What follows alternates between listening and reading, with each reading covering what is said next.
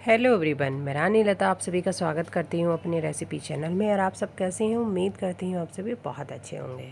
सिंधी कढ़ी के बारे में मैंने यूट्यूब पर बहुत देखा, तो मैंने सोचा क्यों ना मैं भी इस कढ़ी को ट्राई करूँ। तो जब मैंने इस कढ़ी को ट्राई किया तो सच में ये बहुत ही स्वादिष्ट कढ़ी बनकर तैयार होती है। तो मैंने सोचा फिर मैं आप सभी के साथ इसको शेयर करती हूँ अपने तरीके से। तो मैंने इसमें कुछ फेवरेट सब्जियां डाल करके अपने तरीके से ये सिंधी कढ़ी बनाकर तैयार की है। तो आप सभी मेरी रेसिपी को यानी मेरी वीडियो को फुल वॉच कीजिएगा, लाइक कीजिएगा, शेयर कीजिएगा और अपने दोस्तों के साथ शेयर करके कमेंट ज़रूर कीजिएगा कि मेरी रेसिपी आपको ये कैसी लगी। तो फर्स्ट में हम उबालने टमाटर, तो मैं यहाँ पर 4 टमाटर ले रही थी। इनको हमने अच्छे से उबाल लिया है और उबालने के बाद इनको ठंडा करने के लिए रख दिया है।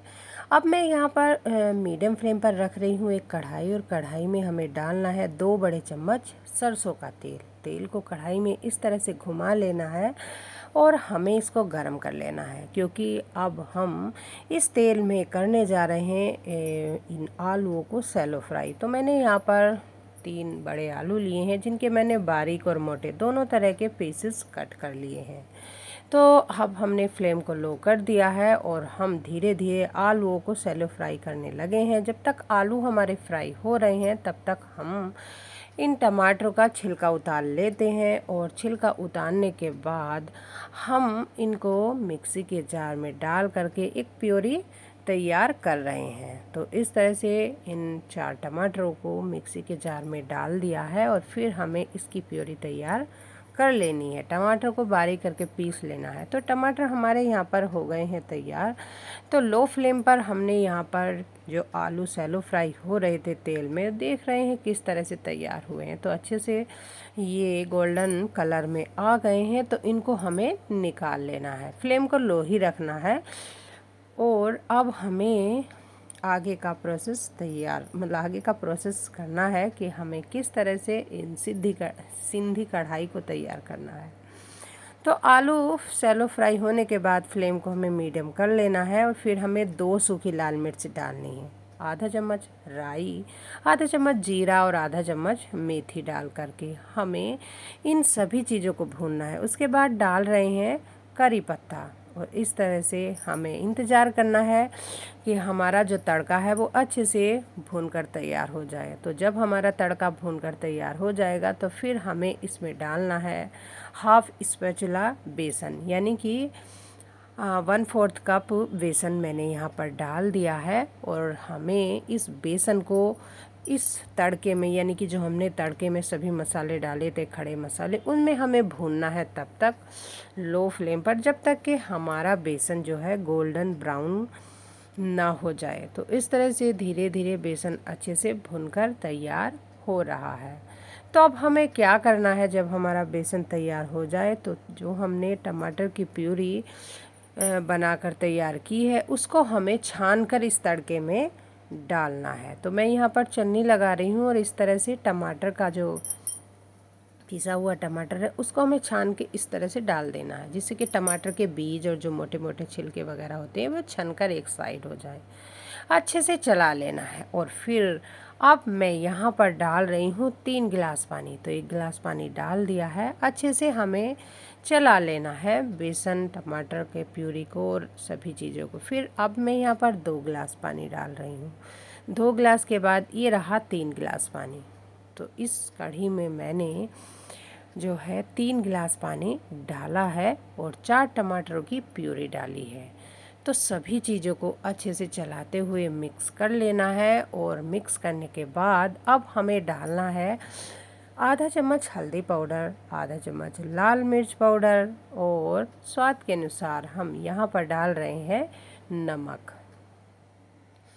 तो फ्लेम को अब हमें मीडियम कर लेना है, जिससे कि हमारी कढ़ी पकनी शुरू हो जाए।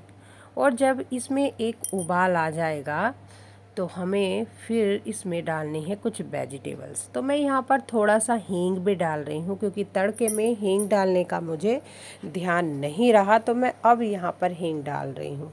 और अब आप देख रहे हैं कि कढ़ी में जो है एक उबाल आ गया है। तो एक उबाल आने के बाद फिर मैं यहाँ पर डाल रही हूँ ये थोड़ी सी ग्वार की फली। और ये ड्रम स्टिक यानी कि सहजन। तो आप यहाँ पर अपनी फेवरेट सब्जी डाल सकते हैं, जैसे बैंगन, लौकी, जो आपको फेवरेट है। जो मुझे फेवरेट थी वो मैंने यहाँ पर डाल दी। और ये शैलो फ्राई भुने हुए यानी कि भुने हुए तले हुए आलू, तो सभी चीज़ों को हमने डाल करके चला करके रख दिया है लो फ्लेम पर। अब हमें इस कढ़ी को 15 से 20 मिनट के लिए पकाना है। और कढ़ी को कढ़ाना होता है, जब भी उसका नाम कढ़ी होता है, तो इसलिए 15 मिनट पर आप इस तरह से धीरे धीरे मतलब पकाइए। जब धीरे धीरे आप कढ़ी को पकाओगे तो इसमें अपने आप ही एक टेस्ट बन के आता है। ये बहुत ही मतलब जितना ज़्यादा कढ़ी पकती है, बोलते हैं कि उतना ही अच्छा टेस्ट इसमें बनता है। तो इस तरह से 15 मिनट हो गए हैं, तो मैं यहाँ पर देख रही हूँ हमारी कढ़ी लो फ्लेम पर पकते हुए इस तरह से बनकर तैयार हो गई है। इस तरह से कढ़ी गाढ़ी धीरे धीरे हो गई है। तो अब मैं यहाँ पर डाल रही हूँ आधा नींबू का रस। आप चाहें तो यहाँ पर अमचूर पाउडर या फिर इमली का पल्प भी डाल सकते हैं। तो नींबू का रस डाल करके अच्छे से चला लिया है, 2 मिनट पका लिया है। और फिर उसके बाद जब हमारी कढ़ी बनकर तैयार हो गई है, तो लास्ट में मैं यहाँ पर बारीक कटा हुआ हरा धनिया डाल रही हूँ। और इस तरह से कढ़ी हमारी बिल्कुल भी बिल्कुल परफेक्ट बनकर तैयार। तो चलते हैं कढ़ी को हम चावल के साथ सर्व कर दें। तो एक कटोरी हम इस तरह से चावल ले रहे हैं और उसके ऊपर से डाल रहे हैं ये अब सिंधी कढ़ी, साथ में कुछ सलाद।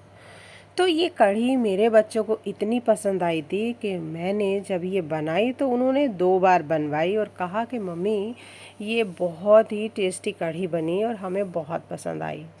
नहीं तो मुझे ये लग रहा था कि पता नहीं ये बच्चों को पसंद आएगी या नहीं आएगी। तो सच में मैं आप सभी से बोलना चाहूँगी कि ये बहुत ही ज़बरदस्त सिंधी कढ़ी बनी थी, बहुत टेस्टी थी। आप सब इसको एक बार ट्राई ज़रूर कीजिएगा और मुझे बताइएगा कि मेरी रेसिपी आपको कैसी लगी। तो ये है हमारी सिंधी कढ़ी, जिसका जो स्वाद लाजवाब है, अमेजिंग है। आप सब ट्राई करोगे, फॉलो करोगे, तो तब आपको पता चलेगा कि कितनी टेस्टी है। तो मेरी वीडियो को एक लाइक और शेयर ज़रूर कीजिए।